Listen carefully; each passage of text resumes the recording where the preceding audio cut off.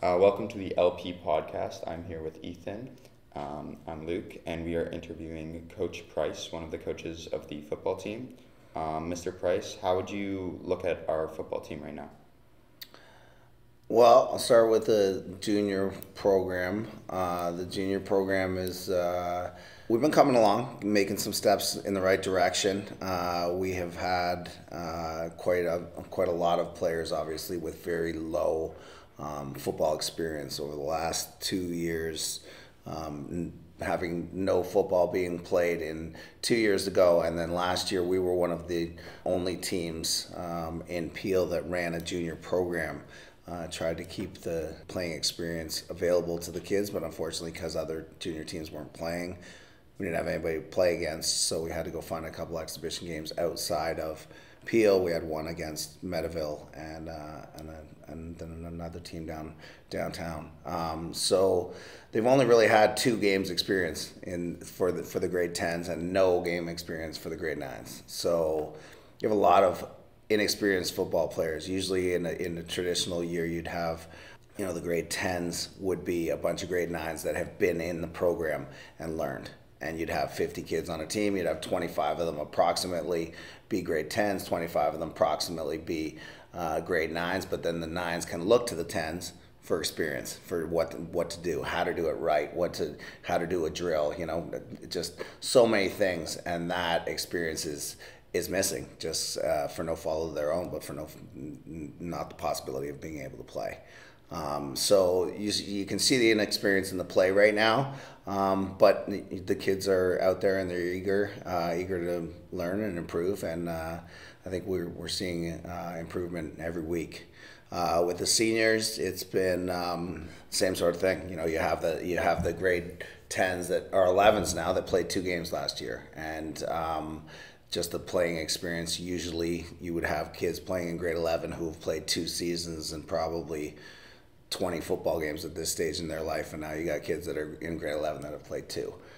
So there's obviously just going to be a little bit of a, I guess let's call it a COVID rebuild, but we got our first win last night in our first regular season game, so it was it was a successful night at David Suzuki, and good to see the seniors get off to a good start. Fantastic. So on the note of that game, what would you say was your overall opinion of the game? How do you think the team did? I thought we played really well. I thought our execution was good. We have had 2 exhibition games, and over the first 2 games, we just made a lot of inexperienced mistakes. And guys got to realize that there's quite a mental side of football. It's just not a sport that you can ad-lib. Everybody's got a responsibility to do on each play, and when you do it, you need to play a team concept to be successful, and that's why you play exhibition games, so we could work those problems out. And I thought we played aggressively last night. Our execution was much better than it has been. Still some things to work on. Got to clean up our tackling a little bit and our substitutions, but overall, that's the best game that we've played. So that's the idea. We're going in the right direction. We want to start on the incline of performance, and I think we took a step in the right direction last night. You said you might want to have to clean up your tackling and your substitutions. So as far as strong points go, what would you say your team is doing the best at right now?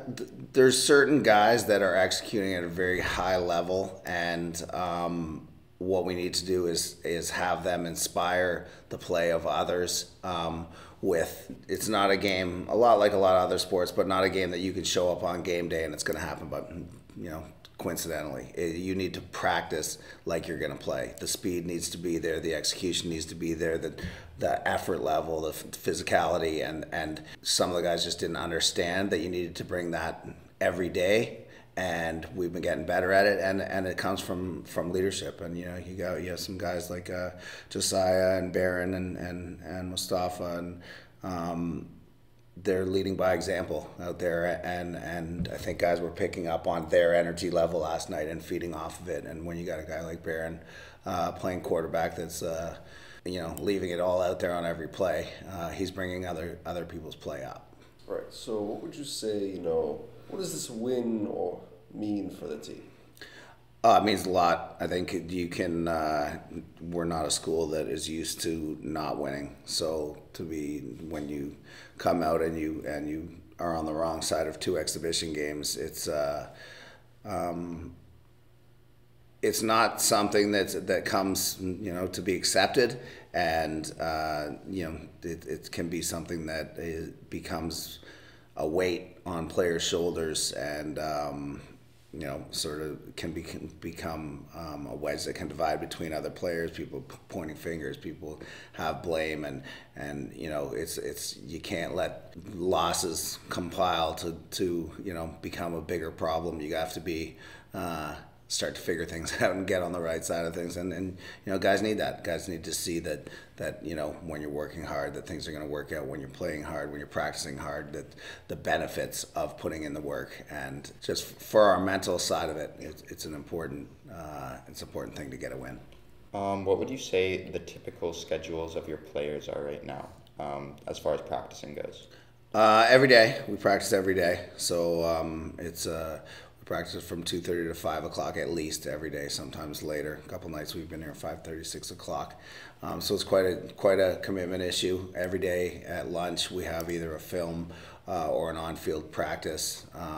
So it's quite extensive, and then we have a Google Classroom for the team, in which we share our game film, other teams' game film, things that are appropriate to. Like I posted a Pittsburgh Steelers blitz package thing that was appropriate, that related to what we were doing in there the other day. So they're expected to be working on the mental side of the game away from the 3.5 hours that we're asking them to put in person every day. Right. So what are you looking to improve, change, or keep the same as the team gets ready for their next game in the playoffs?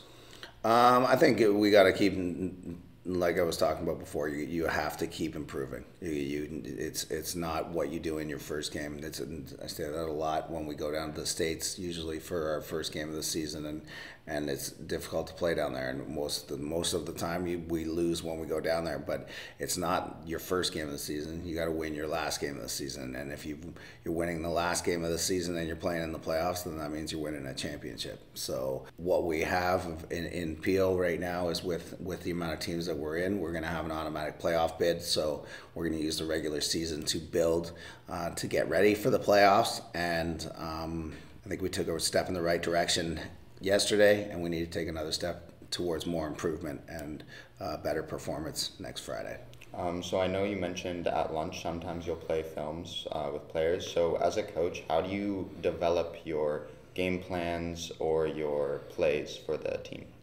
Yeah, it depends. You've got to coach to your own strengths. You can't come and say we're going to be, a team that's going to throw the ball around the yard 75 times for 500 yards if you don't have a strong passing game, strong quarterback, good receiver depth, and same thing if you want to run the ball, you got to have a good offensive line and a good running backs. So I think we got some balance there.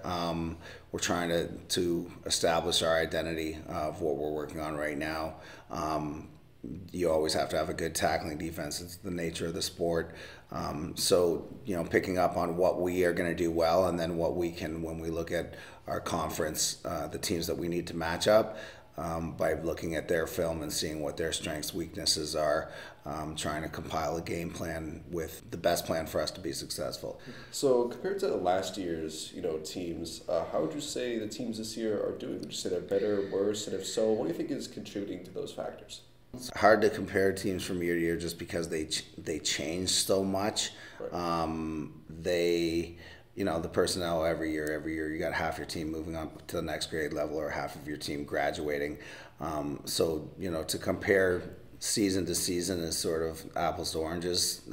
It's just where I think that you see it is I think unfortunately kids have missed out on so much throughout COVID that I think you see the inexperience of sport experience and how that can relate to kids being athletes at this stage in the game. And I think last year you still had some fifth year guys here that had played a lot of time here at Lorne Park and had knew what the expectation was.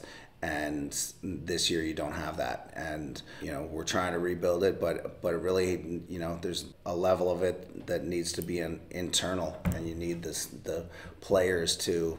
I've coached seasons here before, and I've won championships before, and I'm not here, coaching so I can win another championship. I'm trying to coach the group of guys I have right now, but there has to be that internal understanding and motivation for them to want it.